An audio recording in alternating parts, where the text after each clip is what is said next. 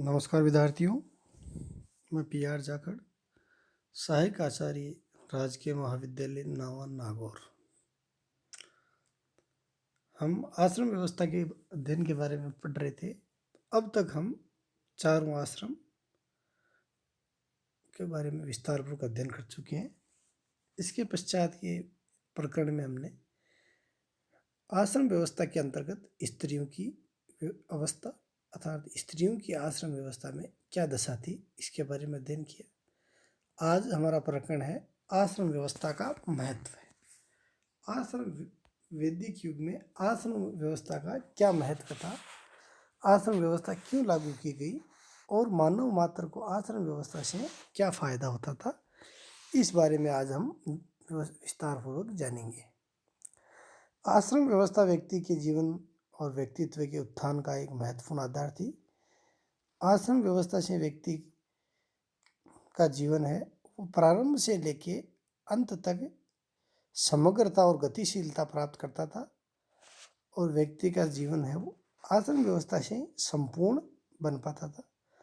मनुष्य के जीवन की चार व्यवस्थाएं वैज्ञानिक ढंग से निर्मित की गई है। जीवन का चार भागों में विभाजन कोई साधारण बात नहीं थी।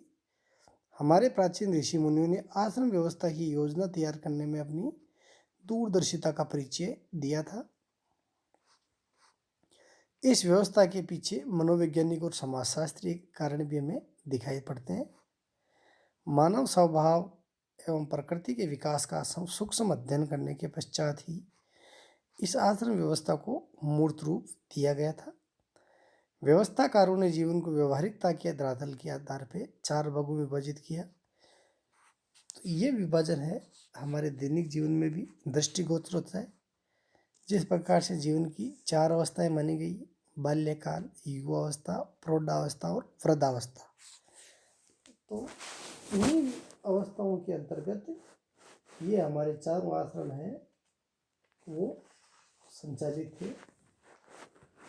जैसे बाल्य व्यवस्था है तो बाल्य व्यवस्था के अंतर्गत बाल्य व्यवस्था ब्रह्मचर्य व्यवस्था की समकक्ष थी। युवावस्था है वो गृहस्थ अवस्था की, प्रौढ़ावस्था वानप्रस्थ अवस्था के और वृद्धावस्था है वो संन्यास व्यवस्था के लिए समान थी। जिस प्रकार से बाल्यावस्था में है विद्या और शिक्षा का अर्जन बाल्यावस्था में संभव है, क्योंकि इसी अवस्था में नियम, संयम, आचार, विचार, विद्या और बुद्धि की शिक्षा दी जाती है, जिन्हें बालक बड़ी शीघ्रता से ग्रहण कर लेता है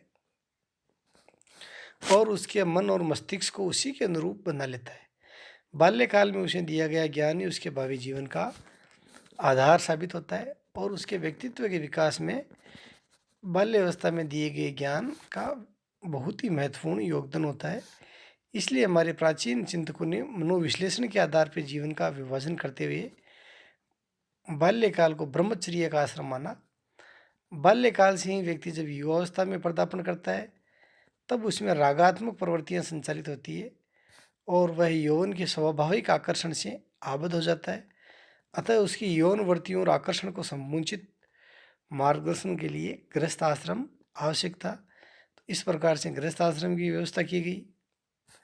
गृहस्थ आश्रम के माध्यम से ही व्यक्ति अपने पुरुषार्थों और विभिन्न कर्तव्यों को संपन्न करता था। अनेक नियमों, धार्मिक मर्यादाओं के साथ साथ अपने गृहस्थ कर्म संपन्न करता। फलस्वरूप उसके व्यक्तित्व के विकास के लिए परिवार और समाज का भी विकास होता था। गृहस्थ आश्रम की उत्तरदायित्व और कर्तव्य संपन्न करने के पश्चात व्यक्ति है वो प्रौढ़ावस्था में वानप्रस्थ आश्रम में प्रवेश करता और वानप्रस्थ आश्रम के अंतर्गत वह इंद्रिय निग्रह के साथ साथ अपने मन और मस्तिष्क को एकाग्र करने की कोशिश करता, एकाग्र करने का अभ्यास किया करता। अपने सात्विक और अनुशासित जीवन से वह समाज को आदर्श जीवन का दिग्दर्शन कराता था और अपने ज्ञान और बुद्धि से लोगों को सद्मार्ग की ओर चलने की प्रेरणा देता था। जो ज्ञान उसने ब्रह्मचर्य अवस्था में प्राप्त किया था ब्रह्मचर्य आश्रम में, तो उस आश्रम का से प्राप्त ज्ञान का प्रचार प्रसार वह इसे वानप्रस्थ आश्रम में किया करता था।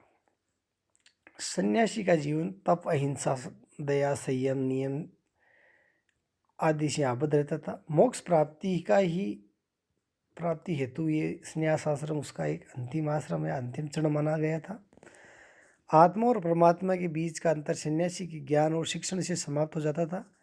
मनुष्य की स्वाभाविक लालसा और इच्छाओं पर क्रमशः प्रतिबंध लगाकर उसे सत्य, अहिंसा, सदाचरण के मार्ग पर चलने के लिए वानप्रस्थ और संन्यास आश्रम का नियमन किया गया, क्योंकि ग्रस्त के प्रपंच और सांसारिक मोह माया और आकर्षण से मुक्त होने का एकमात्र माध्यम यही था।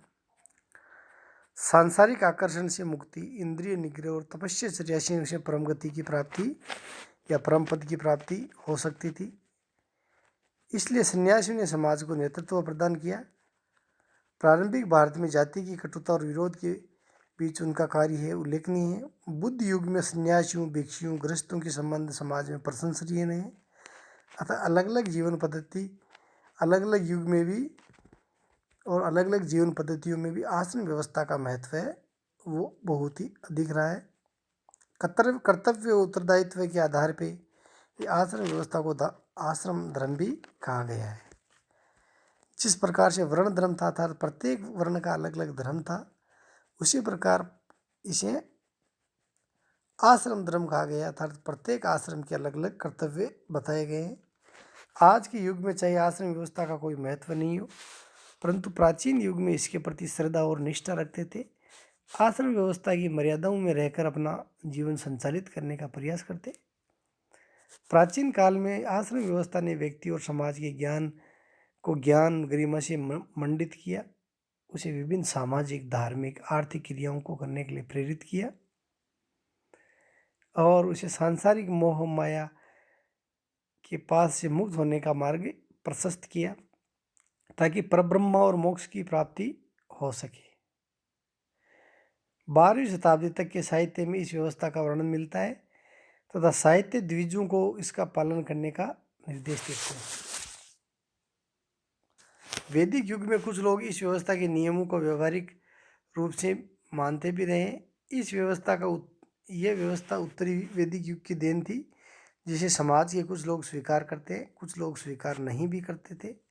महाभारत में भी आश्रम व्यवस्था का अधिकाधिक उल्लेख किया गया, किंतु समाज में इसका पालन करने वालों की संख्या बहुत ही कम हुआ करती थी।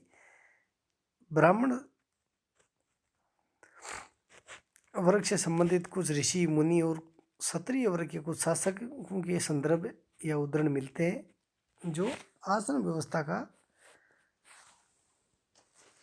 सदाचरण रूप से पालन किया करते थे। तो इस प्रकार से हमारी आश्रम व्यवस्था है वो पूर्ण हुई। अगले प्रकरण टॉपिक में हम एक नए प्रकरण के अंतर्गत अध्ययन करेंगे। धन्यवाद बच्चों, शांतिपूर्वक सुनने के लिए।